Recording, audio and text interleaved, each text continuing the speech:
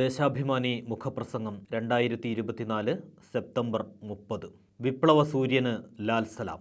വെടിയുണ്ടകളെയും bayonet മുനകളെയും കൊടിയ മർദ്ദനങ്ങളെയുമെല്ലാം ചെറുത്തുതോൽപ്പിച്ച് അമരത്വം വരിച്ചവരാണ് രക്തസാക്ഷികൾ. സമരപഥങ്ങളിൽ ജ്വലിക്കുന്ന നിത്യസ്മാരകങ്ങൾ. അവർക്കിടയിൽ ജീവിക്കുന്ന രക്തസാക്ഷിയെന്ന് വിളിക്കപ്പെട്ട ഒരേയൊരാളാണ് പുഷ്പൻ, കൂത്തുപറമ്പിൻ്റെ സഹന സൂര്യൻ. കൂത്തുപറമ്പിൽ പൊരുതി വീണ 5 രക്തതാരകങ്ങൾക്കൊപ്പം ഇനി അമരസ്മരണയായി പുഷ്പനും. വിപ്ലവ കേരളത്തിൻ്റെ ജീവനാഡികളെ ഇന്നും ത്രസിപ്പിക്കുന്ന അനശ്വരരായ കൂത്തുപറമ്പ് രക്തസാക്ഷികളുടെ മായാസ്മരണയ്ക്കൊപ്പം ചേർത്തുവെക്കപ്പെട്ട നാമധേയമായിരുന്നു പുഷ്പൻ. സുഷുമ്നാ നാഡി തകർന്ന വെടിയുണ്ടയാൽ തളർന്ന ശരീരവും ഉരുക്കുപോലുറച്ച മനസ്സുമായി നാടിൻ്റെ ആവേശമായ പോരാളിയാണ് വേർപിരിയുന്നത്. സഹനത്തിൻ്റെയും ത്യാഗത്തിൻ്റെയും പര്യായം. പുഷ്പനെ അറിയാമോ, ഞങ്ങളുടെ പുഷ്പനെ അറിയാമോ എന്ന ഗാനത്തിലുണ്ട് പുഷ്പനോടുള്ള കേരളത്തിൻ്റെ ഹൃദയവായ്പ്. അതൊരിക്കലും മായുന്നില്ല.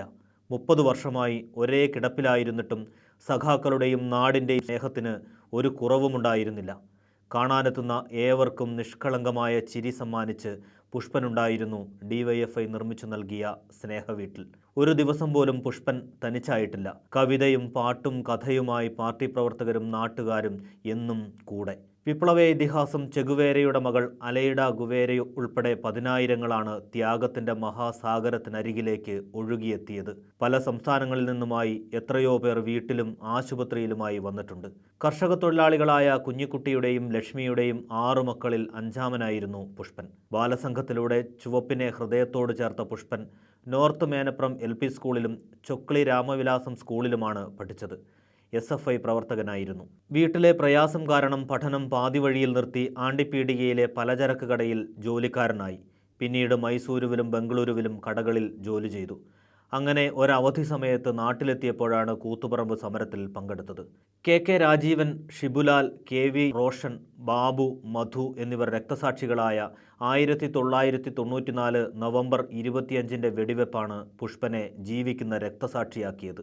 കൂത്തുപറമ്പ് ആലക്കണ്ടി കോംപ്ലക്സിനടുത്ത സഹകരണ ബാങ്കിന് സമീപം സമരകേന്ദ്രത്തിൽ വെടിയേറ്റ DYFI കണ്ണൂർ ജില്ലാ വൈസ് പ്രസിഡന്റ് KK രാജീവനെ താങ്ങി പിടിക്കുന്നതിനിടയിലാണ് പുഷ്പന്റെ ജീവിതം തകർത്ത വെടിയുണ്ട സുഷുമ്നാ നാഡി തുളച്ചു കയറിയത്. വെടിയേറ്റ് 24ാം വയസ്സിൽ പുഷ്പന്റെ ജീവിതത്തിന്റെ ഒഴുക്ക് നിലച്ചു. ചൊക്ലി മേനപ്പുറം കുറ്റിയിൽ പീടിക യൂണിറ്റിലെ DYFI അംഗമായിരുന്നു അന്ന്. വെടിയുണ്ടയിൽ തീർന്നുപോകുമായിരുന്ന തൻ്റെ ജീവിതം മരണത്തിന് വിട്ടുകൊടുക്കാതെ നിലനിർത്തിയതിന് പുഷ്പൻ ആദ്യം കടപ്പെട്ടിരിക്കുന്നത് തൻ്റെ പ്രസ്ഥാനത്തോട് തന്നെയാണ്. ആശുപത്രികളിൽ നിന്നും ആശുപത്രികളിലേക്കുള്ള സഞ്ചാരമായിരുന്നു ഇക്കാലമത്രയും. ഒരുപക്ഷെ വീട്ടിൽ കിടന്നുറങ്ങിയതിനേക്കാൾ കൂടുതൽ ആശുപത്രികളിലായിരിക്കും പുഷ്പൻ കഴിഞ്ഞത്. വിപ്ലവ പ്രസ്ഥാനത്തിന് ആവേശവും കരുത്തുമായി 30 വർഷവും മരണത്തോട് പൊരുതി നിന്നു. ലോകമെമ്പാടുമുള്ള പൊരുതുന്ന മനുഷ്യർക്ക് ഉറവ പറ്റാത്ത ഊർജമായിരുന്നു പുഷ്പൻ. ഒറ്റമുറിയിൽ വർഷങ്ങളോളം കിടന്ന് വേദനകളിലൂടെ നിരന്തരം യാത്ര ചെയ്യുമ്പോഴും ആ പുഞ്ചിരി മാഞ്ഞില്ല. വെടിയുണ്ട തളർത്തിയ ശരീരവുമായി കരളുറപ്പോടെ ജീവിച്ചു. വൈദ്യശാസ്ത്രത്തിന് തന്നെ അത്ഭുതമായിരുന്നു ഈ പോരാളി. ഓരോ തവണയും മരണമുഖത്തു നിന്ന് കൂടുതൽ കരുത്തോടെ തിരിച്ചു വന്നു.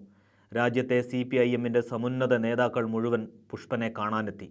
അരികിലെത്തിയ ഓരോ സാന്ത്വനത്തിലും സ്നേഹത്തിൻ്റെ മഹാപ്രഭാവം അനുഭവിച്ചു. നിങ്ങളുടെ സ്നേഹത്തിന് പകരം എന്താണ് ഞാൻ തിരിച്ചു നൽകുകയെന്ന് നിരന്തരം ചോദിച്ചാണ് ചുകപ്പൻ സ്വപ്നങ്ങൾ ബാക്കിയാക്കി പുഷ്പൻ മടങ്ങുന്നത്. കോഴിക്കോട് മെഡിക്കൽ കോളേജ്, തലശ്ശേരി സഹകരണ ആശുപത്രി, Bengaluru Mallik medical centre, Kannur government Ayurveda ആശുപത്രി തുടങ്ങി വിവിധ ആശുപത്രികളിൽ വർഷങ്ങളോളം ചികിത്സിച്ചു. മുഖ്യമന്ത്രി പിണറായി വിജയൻ്റെ നിർദ്ദേശപ്രകാരം പ്രത്യേക മെഡിക്കൽ ബോർഡ് രൂപീകരിച്ച് വീട്ടിലെത്തിയും സഹകരണ ആശുപത്രിയിലും പരിശോധിച്ചു. കൃത്യമായ രാഷ്ട്രീയ നിലപാടുമായി പുഷ്പൻ നാടിന് അവസാന നിമിഷം വരെ ദിശാബോധം നൽകി. കൂത്തുപറമ്പ് സമരത്തെയും രക്തസാക്ഷിത്വത്തെയും വിവാദങ്ങളിലേക്ക് വലിച്ചിഴയ്ക്കാൻ വലതുപക്ഷ മാധ്യമങ്ങൾ ശ്രമിച്ചപ്പോഴെല്ലാം പ്രതിരോധത്തിൻ്റെ മുന്നിൽ പുഷ്പനുണ്ടായിരുന്നു. DYFI സംസ്ഥാന സമ്മേളനത്തിന് പുഷ്പൻ്റെ സന്ദേശമാണിത്. ഈ വാക്കുകൾ വീണ്ടും എടുത്തെഴുതുന്നതിനപ്പുറം മറ്റെന്താണ് ഞങ്ങളിവിടെ കുറിക്കുക? എന്താണ് സഖാക്കളെ നിങ്ങളുടെ സ്നേഹത്തിന് ഞാൻ തിരിച്ചു നൽകുക?